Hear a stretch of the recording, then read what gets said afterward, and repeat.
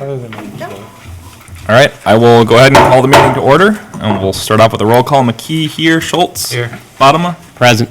Barenkamp. Here. Nichols. Here.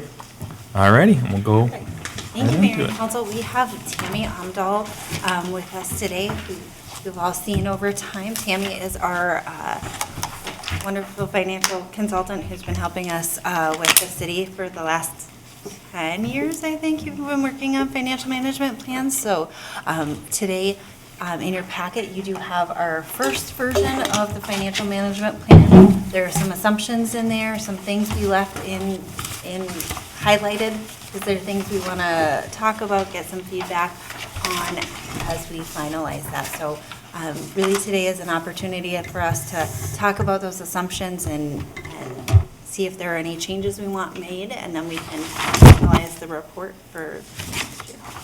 Sounds good. Good evening. Good evening. Glad you're here. Yeah. Glad to be here. As Jessica noted, I think this is recording, so I'll say Tammy Amdahl with Northland Security. And this is the 9th year that the city has gone through a long-term financial planning process. For some history, this was started before the city had municipal utilities. So that was starting to be in the forefront, the idea that there needed to be some consideration of how were we going to pay for this infrastructure and set up the utilities. So that's some background. As Jessica noted, I believe this is the first time this has been presented in work session. So I think that's a great thing. So as I'm going through this in slides, and if you've had a chance because you don't have your full agenda, Mayor, I think it would be good to have the council ask me questions as I go. Absolutely. If that's okay with you. That would be great. So with that, maybe to get into it, and some of this, the framework in which I'm going to present it for those of you who have heard this before is similar. So the purpose is really that term guide. This isn't something that you adopt and this is what you do. This is based upon certain assumptions. These are what the projected tax rate, utility fees would be. As noted, staff is spending some time looking at the assumptions on growth. Those items were highlighted if you had a chance to look at the report along with some other things. A little bit different than past years, you have the upcoming projects. So I'm going to have some information on the end on the potential 2023 financing. I think staff would like some feedback on that as they begin to prepare for portions of that. With respect to the study, again, it focuses on source and use of funds. The reason it's so long is it is meant to be a guide. It isn't meant just to be read to. It also sort of staff well during the year to go back to that and what did we put in there for that number and that estimate in the out years.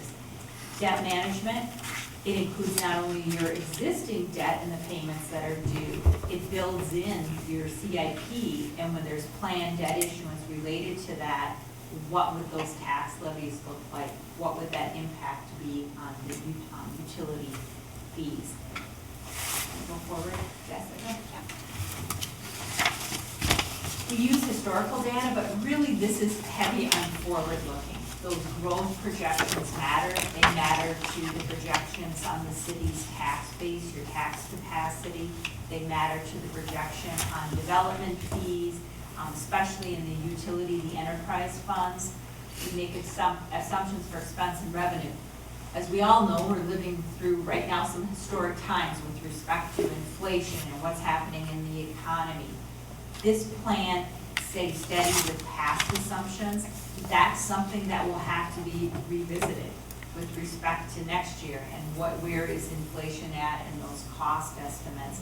We talked about that, staff and in Northland, and decided to not make some major adjustments in the future. And so those assumptions and that 3% range are still held. You can have a conversation about that today. You may feel differently on those assumptions. The capital improvement is based upon the CIP. I know you've been doing work on that. That's shared with us. And then we work on how much of that can be pay-go versus potential issuance of debt. The last one, again, there's highlights in it in draft, and it's really never in final form, but this time in particular, we have highlighted areas. If you can go on. Improvements and recommendations, I'm gonna start there before I even go through, really that maintaining of strong fund balances, that continues to be a focus. You'll see if you had a chance to look at the general fund, it's not just projected tax levy to fund a balanced budget, it's what does that tax levy need to be in order to maintain that fund balance. I know the city's rating is important to you, and the maintaining of that fund balance is important. Historically, you have had strong budgetary performance, meaning revenues have exceeded budget and expenditures have come in or are under budget, which has helped grow and maintain that fund balance. For purposes of the plan, because we assume a balanced budget, we're assuming a levy to provide that 45% fund balance target for the general fund, and I'll talk about that, which is above your minimum. That strategy to fund capital is important in the report. In particular, I'm going to go into details on the 2023 bond issuance and get your feedback on that. The plan for tax levies and utility fees, if you had a chance to look at, especially in 2024, that shows a higher net change in your tax rate. We'll talk about that. The impact of growth.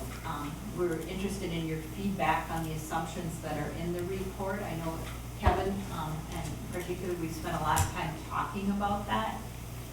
And then the last point, the economy, which I already noted. If you could go on, Jessica. With respect to growth, right now, between that period, 23 and 31, the average annual 126 acres platted is what we have. 354 residential equivalent units added per year on average between that same period. That's higher than what it's been. We've assumed just the one project that will be underway in 2023 with a little over 200 units is factored into that. You can go on. This is the CI capital improvement plan, and this Tammy? is Can we ask questions during your presentation? yes, I would love that. If you roll back to just one page, do you know, none of us were around in 9, 10, 11, 12, 13. Do you know what those figures were for that time period? A lot less, because we didn't Yeah. actually have any water or sewer connection, so it would. Maggie, do you remember that? You've been, No, we can certainly, give me just a moment, I can look up, because we do keep a spreadsheet. We have a bunch of building permit data, so give me a moment and I can kind of look to see where we were okay. trending with. That would be nice, just to Yep, worst case scenario kind of situation. yep, we can look at that. I think with the water coming on in 15, maybe it's definitely just another date. Yeah. Thing to note that we didn't have water at that. There's not going to be some grand conclusion based on those numbers? I will pull those, give me just a moment. Okay, thanks. This wasn't your question nor to me, but I would comment, and I don't have the 2013 report up in front of you today, but going back to that, for several years when that first started the long-term planning, staff purposely was ultra conservative on the number of acres and units, and then as time has gone by and there's started to be some momentum. And the reason for that is that as the debt was being issued to finance the sewer and water, ensuring that the city wasn't being overly aggressive in those estimates and being prepared, if necessary, that taxes would have had to have been levied to support that debt. That never happened because the actual growth exceeded. Yeah, Jeremy asked a good question about a month ago and asked if there was a crossover point of when we're square, if the 5,000 that gets paid to Maple Grove goes to us, and I think you kind of said if there's no growth in housing, I think at the time, but it was your question, but I thought it was a good one, and I thought that I think that's part of your presentation, but I'm not sure. Apologize. Some of the data is decided to pull up in a different way. So, okay, thank you, Tammy. Do you want to wait for that, or did we? No, we can go on? go on. I can. Okay, so this next chart, and I'm just gonna walk over here, even though it may not pick me up. So this is showing use of funds for the capital, and by those categories. In 2023, this has $4.5 million in there for park improvements, and we're going to talk about that. That's the blue, and then the street improvements with Hackmore and some other, and then the water improvement, which you've been preparing for, and you talked about last spring, and actually had a preliminary update to this long-term plan. And then in the in-between, with your annual equipment and vehicles, the city, and I'll go back just so my voice picks up with recording, had been on a path of issuing bonds every other year. Given the timing of those, increasing those transfers, we're projecting that some of that bond issuance will need to continue, given the projection for your equipment and vehicles. And that becomes that challenge of getting to PAYCO and having to increase that tax levy. So I would note that if you had a chance to read the report, in 2026, that is the amount, approximately $25 million that we have built into the plan. That is not a guesstimate, but it is a placeholder, I will call it, for a municipal facility. And staff can speak to that. There's been, and it's the council would know, there's been no analysis of that, no plans drawn. It was simply given scope of other municipal facilities around the metro area, and that had previously been carried in the plan at $10 million. So that was changed to $25 million in the draft that is before you. And then sewer improvements in 2027, I would note where it says sewer improvements and water improvements. In the next slide, if you go on, those are assumed, given if growth is achieved at the levels that are estimated in the plan, that those would be paid with cash, that those utility projects and you're charging development fees, the connection, the trunk line for the treatment and storage at a level that would position you to have sufficient cash to pay for those projects. Whether that will materialize will depend on whether those assumptions and timing for that revenue materializes. In 2023, you can see the bond proceeds, we'll talk about that. And in 2026, it also shows bond proceeds for the municipal facility. Again, the exact amount, the timing is unknown, but it's important to be able to see the magnitude if that were to go forward on the growth. I'm going to pause there. Any questions on that before I go on? Because I'm going to move away from CIP. Can we go back one slide?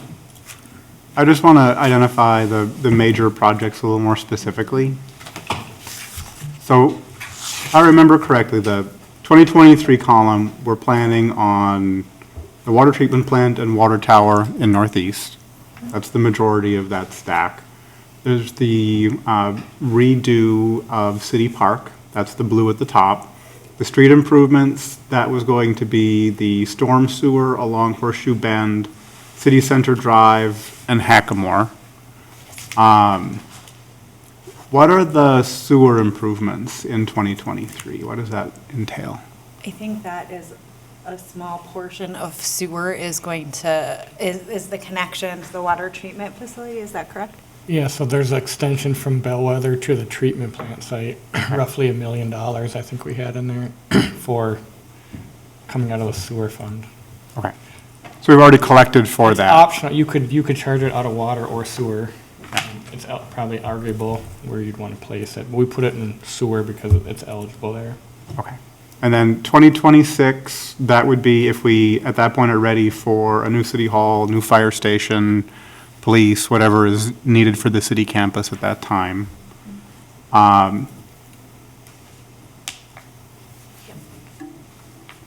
It's probably too early to know at this point, but is that intended to include the land acquisition as well, or would we potentially be doing that at an earlier date? That would be something that if we were looking at doing land acquisition, we might have to bond for as well. Okay. And as we've been talking about the bonding for 2023, due to the size of the facility, for the park project, that could be something, because we're still we haven't bid it yet or whatnot.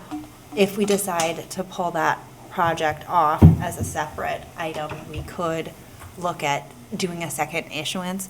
We would still have some issuance costs, but due to the size of it, if we're not sure whether or not it's going to, whether or not we're ready to move forward with it, it might make sense to pull that as a separate item. So that will be something that we'll want to consider as we're moving forward with that. Is it might make sense to do that, and at that time, if we have a better idea of where we are with, if we're purchasing land or doing some discussions, that might be something that we could bond for a portion of.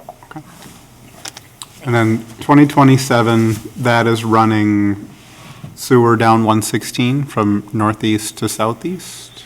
Yes, so that's the sewer staging pipe that goes from, that would connect by the water treatment plant and move along the western side and connect to Wright and Rush Creek Reserve.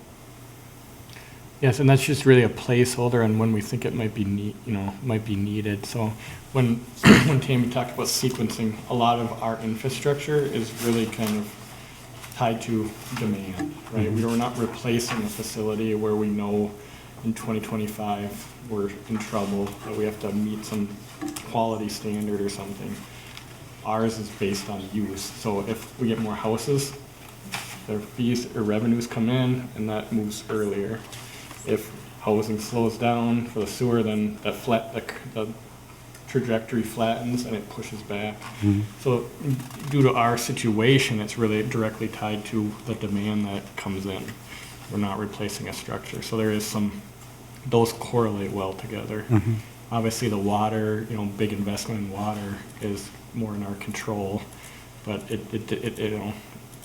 the other one's really tied to the demand, right? Anything in southeast is, we need a certain housing threshold, we need a tower. When we have we run out of capacity in southeast for sewer, there has to be, the next option is consider how you would get that service from northeast. So they're more connected, I guess, and if that makes sense. What fraction of existing capacity would you say we're at today in that area? In southeast, what's used today, real rough, simple numbers, about a third at capacity. Okay. And maybe roughly nearing another third of allocated. So there's a difference between used up and allocated, right? Like when you're talking about 500 home developments, it takes 5, 7, 8 years for that to go. Yeah. So you do have some timeline flexibility, because when so there is some flexibility, but we keep moving that investment or that placeholder earlier because we want it to be real, right? At the pace we're going, it's not 2029 or 2031. It could be as early as that. It's completely dependent on home building. Right. So that one will yo-yo, but we talked about it. We're just trying to give you kind of the midline of what can happen. I mean, we were on a trend where it could have been in 2024. Now it's maybe starting to slow down. We just kind of tried to be realistic. It could be 5 years plus or minus a couple of years where we have to engage that conversation. That's good to know. And then the 2031 with the Box Elderbug on it, that would be water treatment plant and water tower in southeast. And that would be where we would start to give people some relief on water bills. Yeah, that's, Presumably. that's a placeholder again. That's 100% based on need, and if you with that feasibility study where you guys invested in that, I felt like there's a lot of value in that. That's really kind of identifying that we have a decision point there, right? We could still stay in Maple Grove. We can do a blended approach. We can start to convert to our own. It's really more in that timeline when it makes sense to make that decision. So there's another threshold. Probably in line with the sewer pipe. There's kind of interim threshold, if you recall, where we can start making some investments because a tower would be necessary in there too. So, they're all kind of connected. And the good thing about Southeast is they're 100% in line with the growth, right? So to me, it's a little more comforting because it's just going to move back and forth with what happens. But It helps me to understand what we're anticipating needing to invest in. So this is a good baseline for me. Thank you. they're really just placeholders, as Tammy said, of, hey, this is generally what's coming this year, so let's gear up and understand it in advance so we can react to the environment that comes. And if there's an opportunity where, in the next 18 months to 24 months, there is a slowdown and all of a sudden it gets competitive. And, you know, I'm pure speculating, right? But like if there's opportunities and we know our plan, this helps us be more decisive and confident in our decisions. And the water storage and treatment fee that you adopted mid-year this year and put in place is why on that, you don't have to switch, but on that next slide, it shows that for Southeast, that would not be bonded potentially, that you would have collected those fees as development occurred and would be able to finance that. Whether that'll happen to be determined. If you can go on to slide 8, maybe. So we were talking about the CIP, and as I noted, there is some debt issuance projected in there. This shows projected total debt service. 2022 is a known number. 23 is also the known number based upon existing. 24 through 27 are based upon what you have seen on the prior slides in the capital improvement plan and the timing. The bonds that may be issued in 2023, the first year of levy for those bonds would be in 2024, is how that would work. Whether or not this materializes with respect to especially the utility funds depends on what you do with the issuance coming up here in 2023. So that's been structured around those projected revenues. So the top of the bar, if I can step away, represents the total debt service, and you can see how that grows. About half of the city's debt is projected to be payable from revenue from the utility funds. So this is total debt service. If you go to the next slide. I apologize. One more question on that one before we go on, sorry. What rate are we estimating for the bonds that we're going to be issuing in 2023? At, a few weeks ago, I believe at 4%. Before I say that, let me look. 2023 is based upon current rates for the long term. We did it at 4%. Just as an aside, Jess, are we have variable rate on our savings? Are we above 3 in that? On our savings. I'd have to look We should be where we're at. much higher than we were. We'll double check on that. I can't remember off the top of my head Yeah, where we're fair at enough. for that, but we can look. I know that our interest has gone up, you know, as it Yeah. should, but we'll take a look at what that percentage is for a Okay. savings account. Are you referring to that fund through the The League of three- Cities? Yeah, Okay. yeah.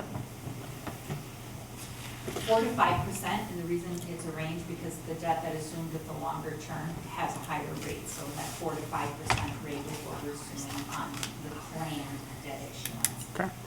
This chart on slide 9 shows total tax levy for debt service, and the reason this is shown to increase, those projects that we were just discussing, so the ones that would be supported by tax levy, which includes the City Hall in 2025, as well as if you decide to move forward with the park improvements.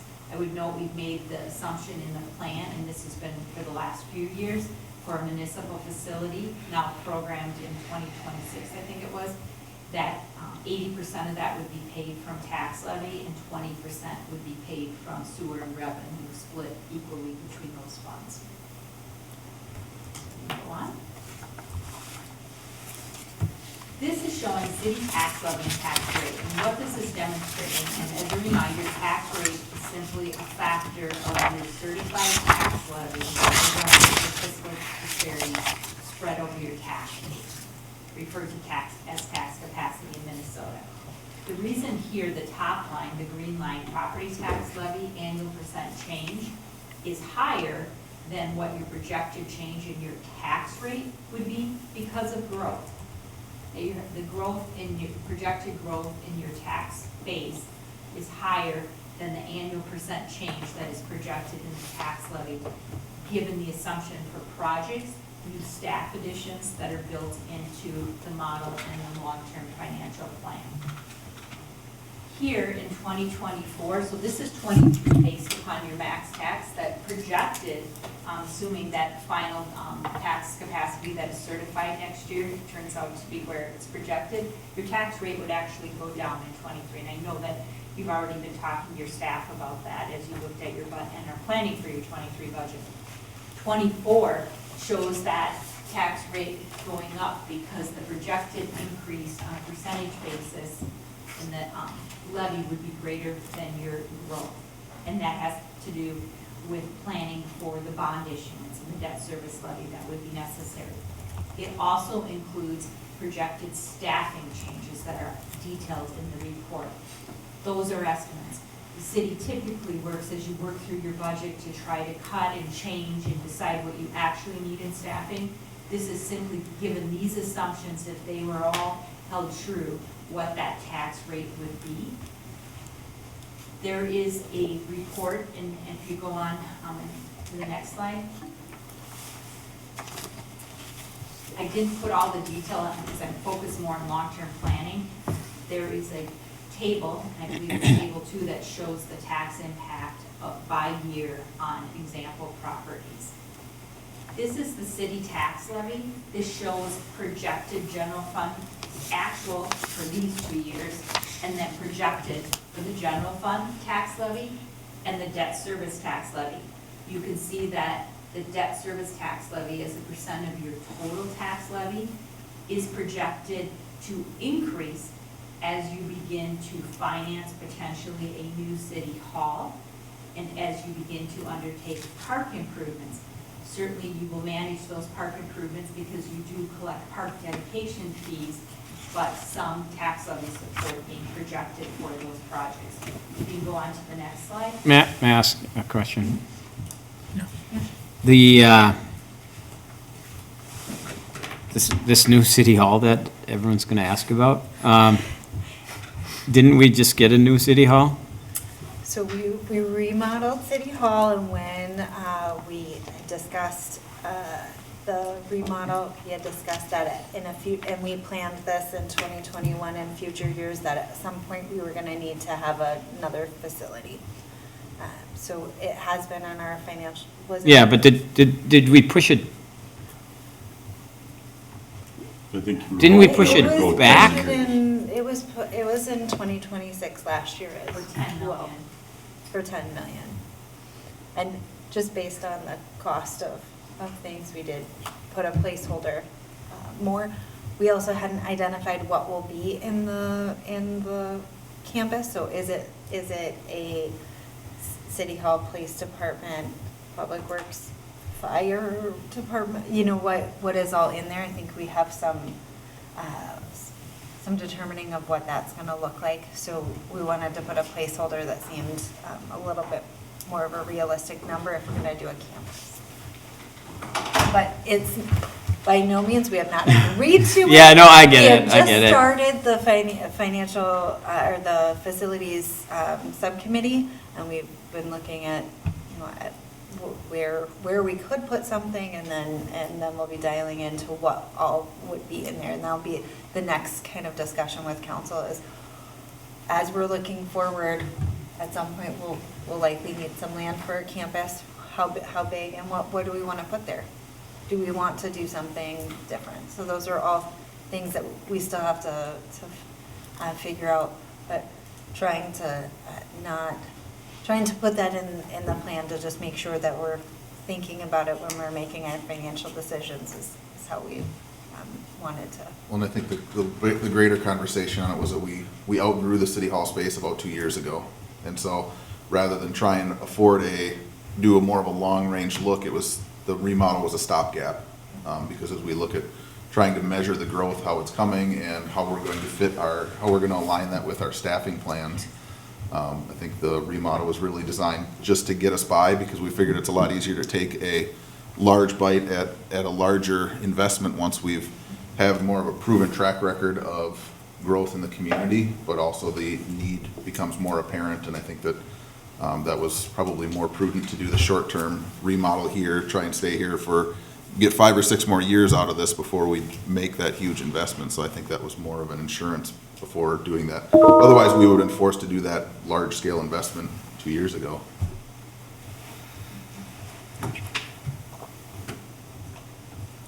Okay.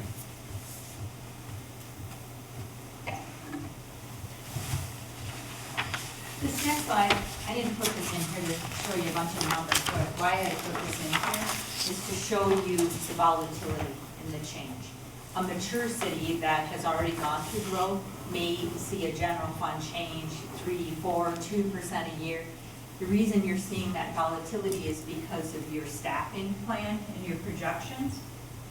Your projections for continuing to fund equipment and building that into your budget, which is levied in the general fund.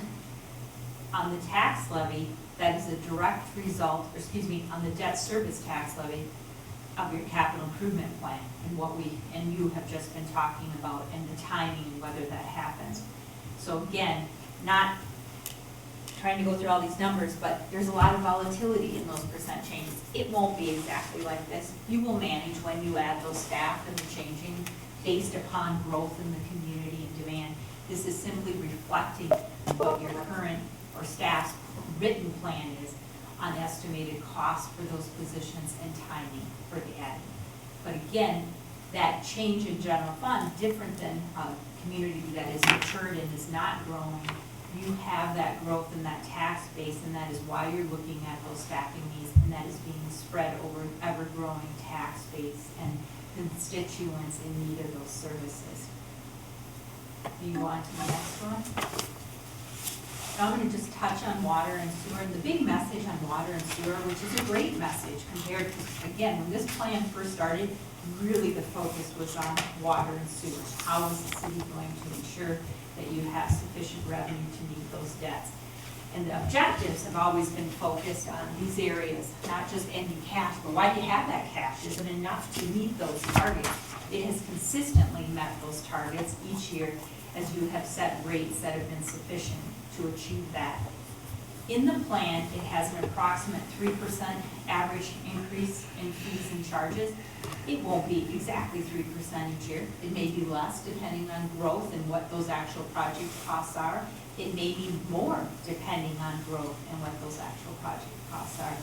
I would note one change in the plan is that we have built the base water charge for the city at changing at the same rate as your contract and agreement with Maple Grove. So that's at the 5% rate, because you charge both for volume and there's a base fee for fixed costs. So that's assumed at the 5%.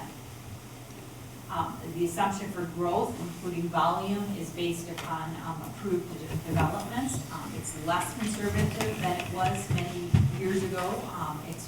As you started to approve those developments and are actually seeing those units come on. If you go to, and I'm talking about both water and sewer here. If you go to the next one, I want to show you with respect to cash balance. The green line here is total governmental funds. You can see the general fund more steady down below the hash line. The orange is the enterprise fund. That growth in that cash balance is intentional. You are collecting those trunk charges, those connection charges, in order to collect revenue from development to support the infrastructure that will be needed for that development. That is why the plan currently projects that you would have cash to pay for those improvements versus issuing bonds. Will depend on, does growth occur at those levels that is in the study. Can you go to the next one, Jessica, please? I'm going to switch gears now. This was not in your packet. This is the 2023 bonding plans. You are not being asked to vote or approve or set sail tonight. This is giving you some background information because staff is seeking some direction from you in order to move towards actually preparing for issuance. And I'm going to step away. Would it be helpful for the recording? Do you want me to hold this mic? Sure. That'd be great. So the 2023 bonding plans. There are one bond issuance right now, if you did all this, is estimated at $24.8 million. And these are the par amount of the bonds. The water supply for Northeast at $16.3 million. Total. No, I'm sorry. Oh, that's okay. The total project cost is at $19 million. That includes estimate of the $3 million for federal funds, which would net amount of bonds to 16.3 to cover the cost of issuance and the project cost. Where it says tax abatement, I want to speak to that. There is no per se tax abatement. In order to have authority to issue bonds for Hackamore Road, Horseshoe Bend, the City Park Phase 1, City Center Drive development, you need to have authority to issue bonds, and the authority to do so is limited in Minnesota. One of the authorities that you can do is something called tax abatement. You did it, approved the tax abatement for recently for the in 2018 for the park improvement. It is simply the mechanics to get to the authority for issuance of bonds. There is no abatement of taxes. You would levy a tax that would be spread over the entire city tax base like you do for your debt service levy. So don't let that mislead you when it says tax abatement. That is the type of bonding authority. And you can see by portion the bond proceeds amount and the cost to be funded. I would note with this one with City Center Drive, the bonding portion at 1.6 million, because staff, the city is planning on other sources of revenue to fund a project estimated at $5 million for City Center Drive. On the City Park Phase 1, this one in particular, staff is seeking direction on whether or not to begin to prepare for that and to include that project in the 2023 A bonds that would be issued at the beginning of 2023. It can be a standalone issuance or not proceed at all, but presently it's structured so that it would be included in that total. There are some efficiencies with cost of issuing bonds by including it. It doesn't need to be included. It could be issued at a later date. The authority would stand on its own. So that, I'm going to pause, Jessica, maybe to turn it to you on that direction. So I think for us today, as we have to prepare those notices that go out, it'd be helpful to understand if you want us to continue to include any and all of these items. We're looking at doing the going out for bids for the water supply. Going out for bids does not mean we're issuing the debt and moving forward with the project. It's going to give us a check on what's the cost out there, and we'll know that by December 8th when we do the, we should know. We're planning on discussing it on December 8th, and then we'll be able to hold the hearing for the bonds, for the tax abatement bonds on December 8th as well. So the water supply is just one portion of it. The Hackamore Road project, we will have final plans here coming up, and we'll be going out for bidding that project by November. No, that one's probably out in January. Yeah. But we'll have final plans done by December, so we'll have a better idea of what the costs will look like. For that is a shared project with the city of Medina, and we have been working with their team and believe we have a framework for a 50-50 split of any gap. There is contribution from the developments and some grant funding and potentially some special assessments as well. So that's one portion. The next portion is the Horseshoe Bend piece. We've been talking about doing a stormwater project, and this would be up off of Horseshoe Bend.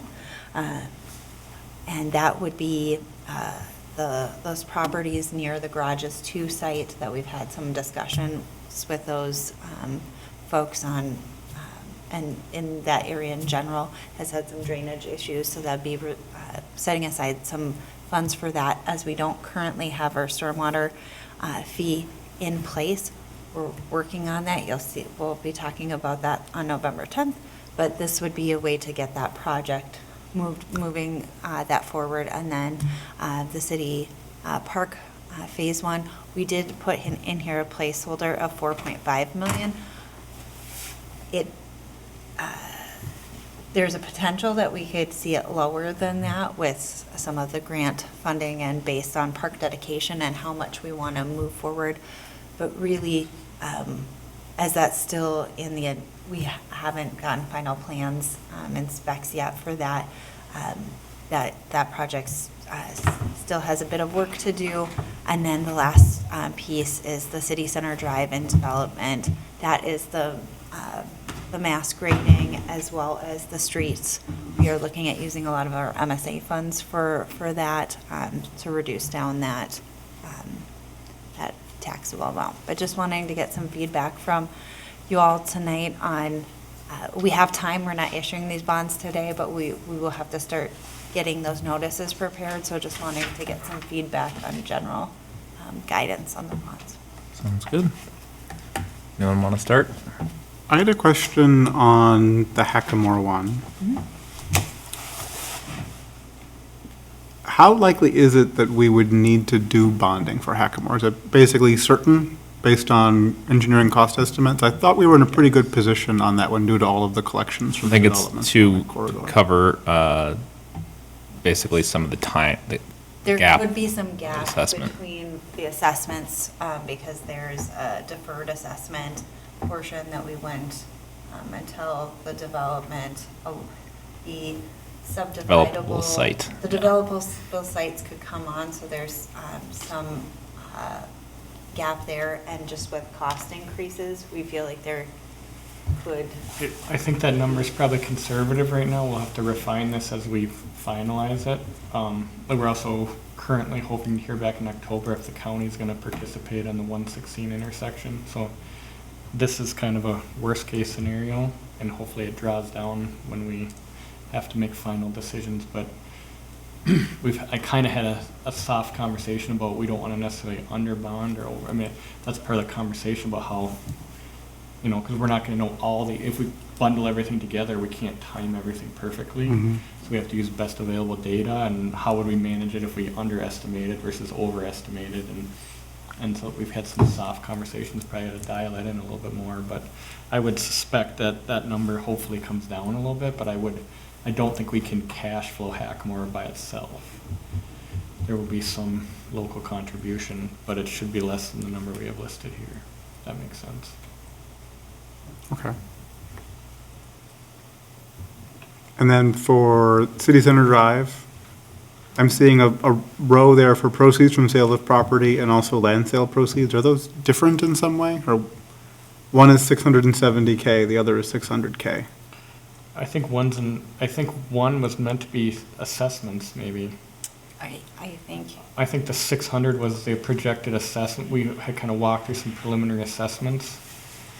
And I think the 670 was from the land sale. So we can update that line item. Yes, that was, I think, the distinction there. And those assessments, knowing that we won't, if they're deferred until development, again, we have those carrying costs, but we would get those funds.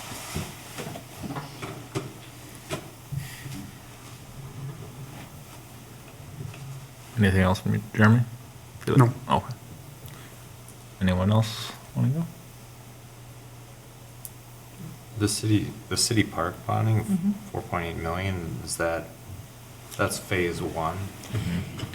Yeah, so I the think we can phase get lower, one though. project is cost estimated at 7 million. And so we'd be able to use some park dedication funds, some ARPA? potentially Potentially. some ARPA funds. We'd be able to utilize gambling funds. Are going out for a grant. So it's Donation. and donations. So there's a lot of pieces to that project that we just don't have final information on. So 4.8 would be the high side? That would be Yes. the high side, and likely, ideally, it would be less than that. I think we can get it less than that. I'm pretty confident in that. And so that would be, of the projects up there, probably the one that has that, and maybe Horseshoe Bend are the two projects that we'd still need to kind of finalize a bit more. But portion that Yeah, we had let- done the feasibility study on, so. Well, you just didn't, so we were positioned for that, and the reason we haven't finalized that is because we were waiting for the garages too to set their development, because it was such an intricate drainage situation, so they have now just finalized it, so we can wrap up that report. It was really tied to garages too, so that's why it's kind of been positioned at 90%, waiting for some of the final approvals from that development to go through, so then we can take that analysis and input that into the rest. But, excuse me, again, that 200,000 is hopefully on the high side, but that'll get vetted out in the next month. Hopefully. But it might be 125, 150, you know, so it's, in the grand scheme of this, it's, you know, it's real money, but it's, we It's a small try to be a little percentage. bit high so we can not add more. Sure. So, do we have quite a bit of time then between, we'd go out with bonding on those to actually hone in on those numbers, so we're not over bonding? Maybe let's jump to the calendar. I'm almost done staying on your discussion. I'll just quickly cover this, if we go back to that. Oh, you want to go back? So as you're thinking about this, these are real estimates given current market conditions. The net tax levy that's built into the charts that you've seen is about, I will round, about $840,000. And that first levy year would be 23 for collection and 24. That has been built into what you are reviewing in the long-term summary. If you go to, and with 15-year term level annual payments, if you go to the calendar, and the reason that Jessica and staff is asking you about direction tonight is to stick with the calendar that the city would be closing on the bonds in February, which is an estimate that staff believes is reasonable as far as needing proceeds for certain costs, is that on November 10th, the city council would call for a public hearing for the tax abatement. You don't need a hearing to issue the bonds per se, but you, because a portion is being done under that tax abatement, so it requires a public hearing. By November 17th is the date to finalize projects and amounts to be included in the 2023A bonds. To stick with this calendar, December 8th would be the public hearing for the tax abatement. And you'd be asked to consider adopting the resolution setting for the sale. That amount is can change, meaning you approve it, and let's just say you approved it, I forget, I'll round to for the 24 million. Between December 8th and 2 weeks out, so it's not a lot of time, but 2 weeks out from that January 26th, city staff could reduce the amount of bonds being issued and could increase it. The challenge for cities when you do that, and if staff does it, which they can, on the 26th, when you have that resolution to award the sale, at that point, you can't say to staff, we shouldn't have issued for that, or we should have included more. You would be able to award that bid or reject that bid. So you want to keep that in mind in communication. So it's a fairly tight schedule if the desire is to close on those bonds in February, and closing means you have those bond proceeds for the projects plural. So, just so I, for clarity, so there would be an option to push out, is there advantage to sticking to February 22nd? Or is it just when you need the cash flow to make your payments? It's when you indicate, or the city determines that you need those bond proceeds. So that there is no magic to that date other than when the city needs the bond proceeds. It could push out, it could delay, whatever needs of the city.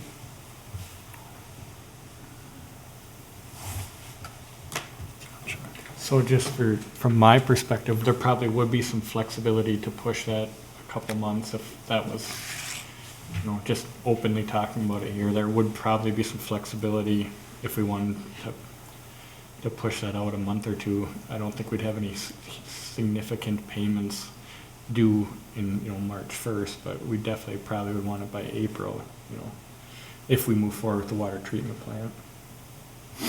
So just for some, you know, for options and what we might want to do, I do think that is worth a consideration, just without having talked to Jessica or Tammy about it. So we have some time to revise that, Yeah. but not Tammy, necessarily. We can continue discussing at a future, I have it on our work plan for an upcoming meeting too, to just, get some direction, but certainly, a pretty big issuance, so. Can I ask a question? Yeah. I would love it if you told us what interest rates are gonna do, but, Yeah. no one has that answer. But is there, there's no prepayment penalty on these, is there? There is not the option to prepay. You typically have an 8-year call. You wouldn't want to go shorter than that because it's going to cost you more with respect to rates. So what does that mean? You can't call the bonds until you get to that 8th year, and then you can call in the maturities from year 9 to year 15. Oh, so there is a prepayment penalty. Not a penalty, you don't have the option, so there is no. Yeah, yeah. Restricted. Oh, really? Is And there a they're different way to callable do at it? par, meaning, and council member, while you could structure bonds, not with a penalty, but to call earlier, you really want to think about that as far as the advantage, because it's going to cost you a lot more in rates to get that shorter term call. And given the fact that the pledge on these bonds will be levied and future Yeah. net revenue from the utilities, there's really not a reason to incur that additional cost for a shorter term call. Unless you thought rates were gonna go down substantially before 8 years, If right? you knew that. Yeah. But a city can't buy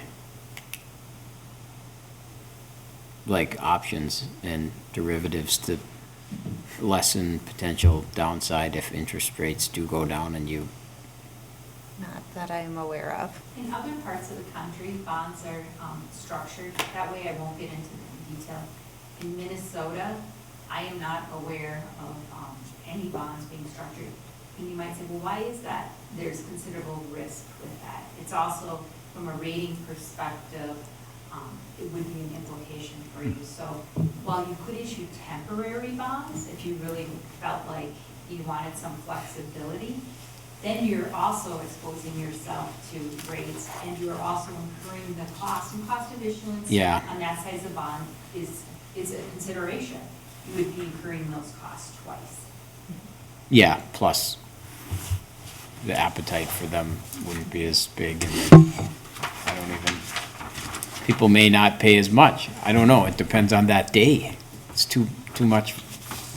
Correct. These bonds, as other bonds of the city, would be sold through a competitive sale process, so a date of sale would be set and bids would be taken. You are correct, council member, it will depend on where the market is at on that date and the bids that are received. Yeah. Yeah, okay. John, I do have a couple answers to your questions. Okay. You had asked. Thank you, Tammy. 2009, we had 0 new homes. In 2010, we had 4 new homes. In 2011, we had 5 new homes. And in 2012, we had 2 new homes.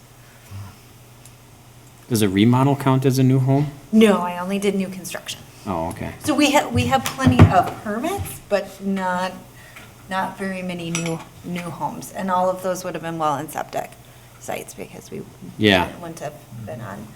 So we've had a slight uptick since then. So since 2015, we went from, I think, in the 30s, the number, somewhere in the 30s 200s. to 293 That neat. was last year. No, that was our record that we've seen, but we're Down a little bit. down a little bit, but Mhm. still. I think still over 200. We're looking at before the year. Yeah, if we look at housing starts across the country, they are, if you looked at a graph from 2008, they were like here, and they came down like this, and now we're here. So like, you can't really compare the two, but it's kind of a worst-case scenario. And Your other question about interest rates, we are, in the 4M fund, we're just shy of 2.75. We're seeing as the last 7 days, the rate in there, but for our local bank, we're at 0.01% interest. We should change that one. We will work We can look into it. with our local bank on that. Oh, it's the local bank. It's the Yeah, local so- bank. No, we keep a majority of our funds actually in. the- Yeah. So, and then we do investments with CDs and things like that. We're seeing a lot more interest. The interest rates have been helpful for the interest. I like those guys, but not enough to not have our So we interest. don't leave a lot of money, money in. Yeah, it all makes. But that's an opportunity. I mean, if there's a chance to make 10 times that amount, you should do that. I think we looked at it before, and the local bank just can't. There are other big banks that are above, the 4M has 4 layers of fees, I think. A lot of municipalities do that because it's easy. And there are short-term funds above the 3M or 4M fund. But the local bank has always been way under. And so there's no real benefit. I bet they actually don't benefit. They probably don't benefit from us that much either. It's kind of like I don't understand why we have it, but that's a Maybe we different. Use it for petty cash kind of We things? do use it for petty cash, and then we do have the Memorial Garden Fund and some other Yeah.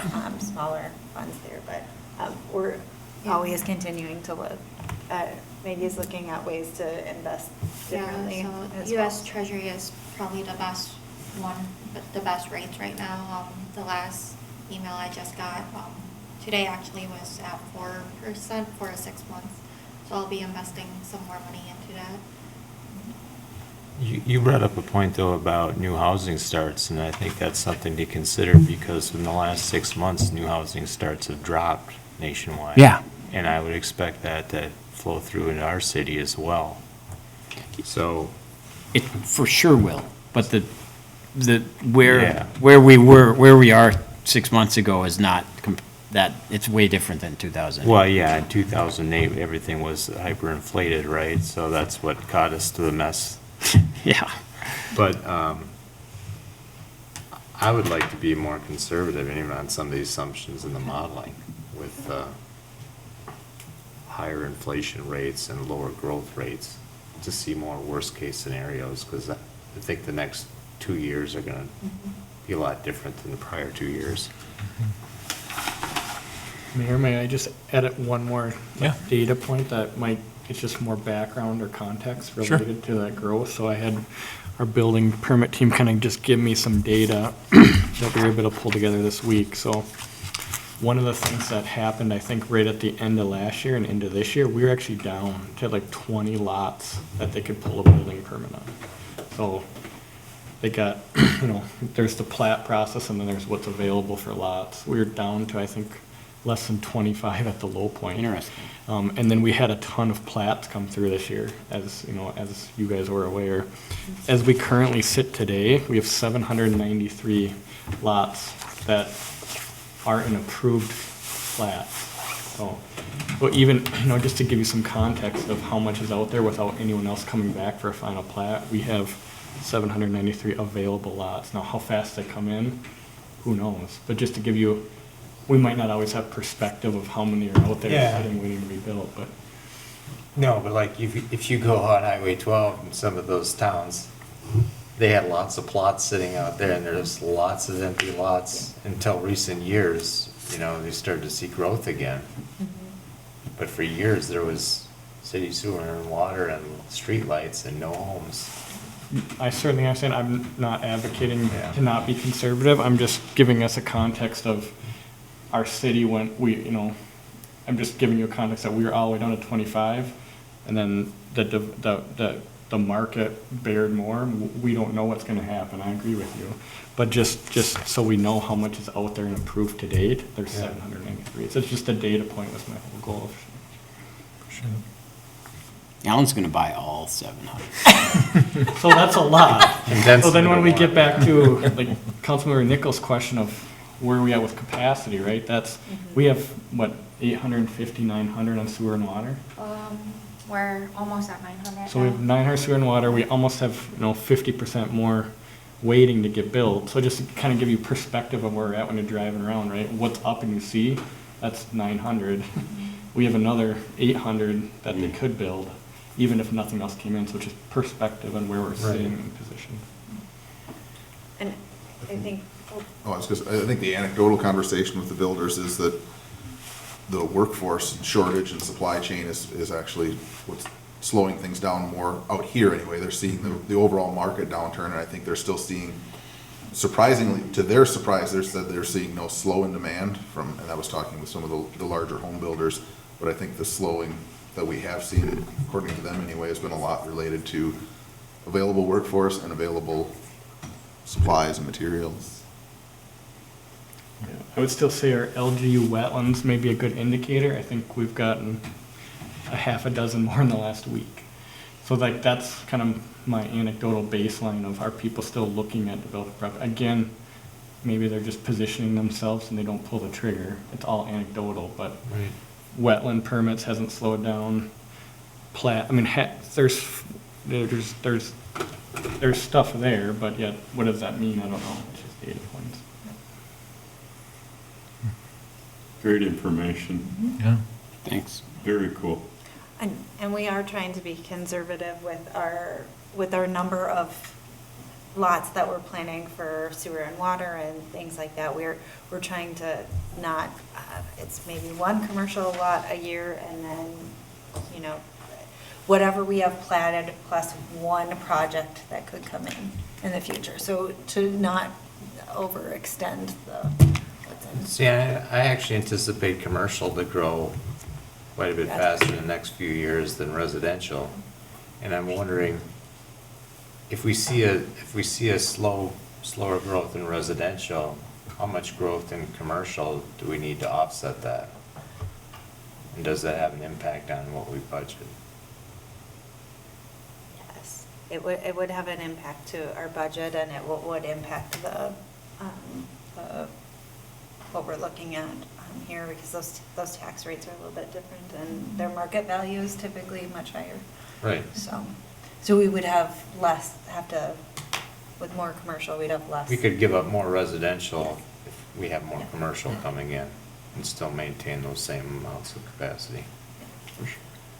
That's a super good point. And we haven't anticipated even any of the ones that are in concept plan or preliminary plat. We haven't anticipated those getting entitled.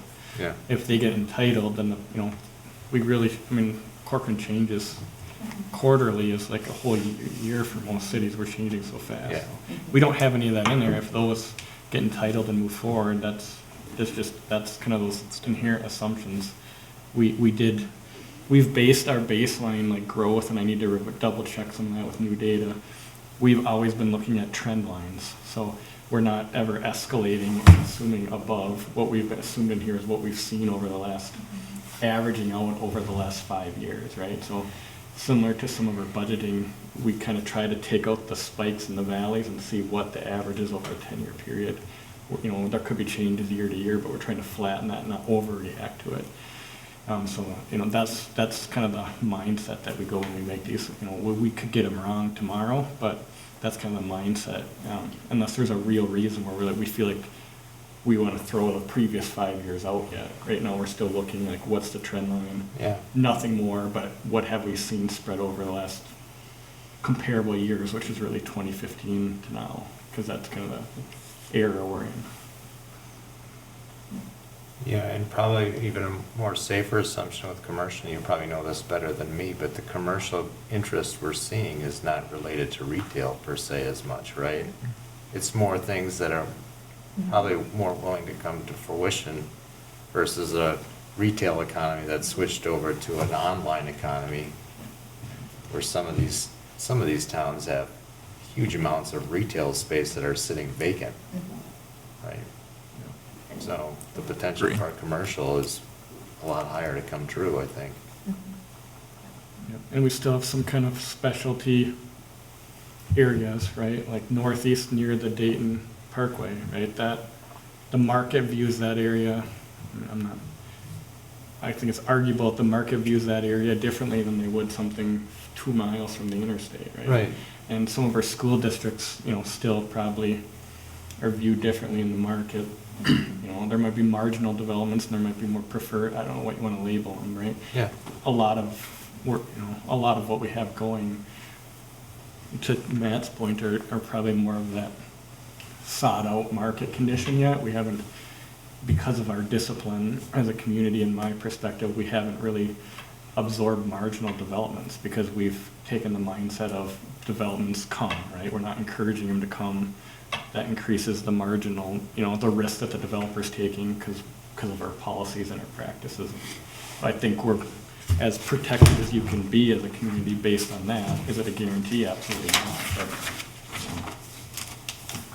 there's some of my perspective. Kevin's gunning for your job. He's fantastic to work with through this, because We and I are still working on those growth. Yeah.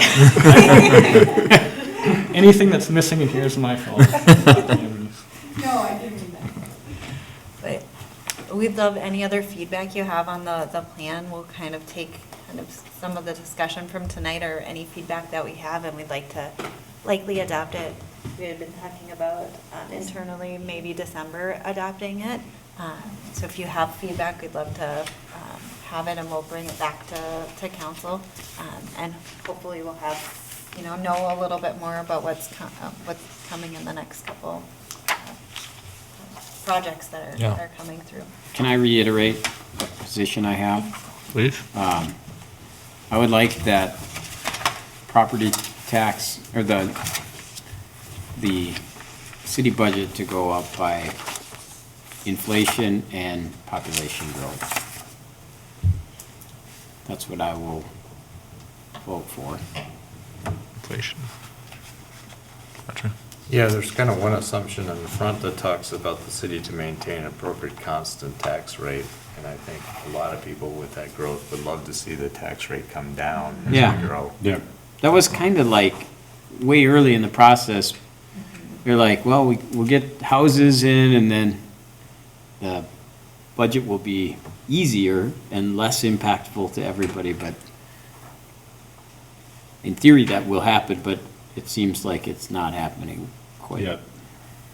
Well, it's a very gradual descent, and I think it would be nice if it could be a little faster, but with the need to add fire service and things, it may not go down as fast as we would like, but I would like to see it go down too. And we could certainly make that change in the plan. Yeah, I think that would be good to change. I think this year we were just impacted so much by the rate of inflation that we're affected by things that are outside our control. If anybody's interested, I've got the Fed's housing start data going back to 1960. And between 1970 and 1980, so kind of a stagflationary period, housing starts were roughly where they are right now. So John was mentioning Yeah. 2008 and the big crash that we had, that took us all the way down to here. So historically low population. I'd like to do this overlay with population. We know that as a country, we've been under building homes for a long time. I think what shape those homes take may change. Maybe there's going to be a shift to more condo style going forward, but we'll probably see a continued emphasis on people finding places to live, even if the economy is poor. I think what we've got to focus on is how do we make Corcoran attractive enough to draw in the best kinds of that development.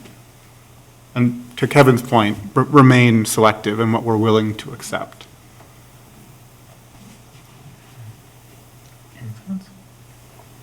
Sounds like you don't want any more Ravinias. I'm just kidding, he lives there. Yeah, I'll direct your chairman and council. So I would take that direction from council that you're looking for a plan that provides for a constant tax rate. Or declining. Or Preferably lower. declining. Preferably decline. Yeah. Okay, that's great direction, we're looking for that, so that will change things with respect to the staffing projections and timing for City Hall, et cetera. But we will go to work on that, that was exactly what we were looking for, so thank you. Thank you. That concludes what I had to Perfect. Thank you very much. Appreciate it. Good to see you. All right, if Thank you. there's nothing else in this, I will entertain a motion to adjourn. I move to adjourn. Do we need to have a resolution that you want? Not for this. All those in favor say aye. Aye. Recording stopped.